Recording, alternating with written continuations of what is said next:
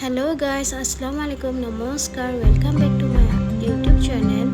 যোৱাকালি 15 আগষ্টৰ দিনাখন আমাৰ সবৰে গাঁৱত আছিল। আমাৰ সবৰ মানে মোৰ মা, আব্বা, মোৰ নানি, মোৰ হাজবেণ্ডৰ, মোৰ ছোৱালীজনীৰ, মোৰ মাহী সবৰে গাঁৱত আমাৰ মাহীহঁতৰ ঘৰলৈকে আমি গোটেইবোৰ গ'লোঁ, ধুনীয়াকৈ তাক স্পেণ্ড কৰিলোঁ, খালোঁ বলোঁ, তাৰপৰা নিজৰ ঘৰা ঘৰি হৈ আহিলোঁ। চ' আপোনালোকে চাওক কেনেকুৱা লাগিছে জনাব।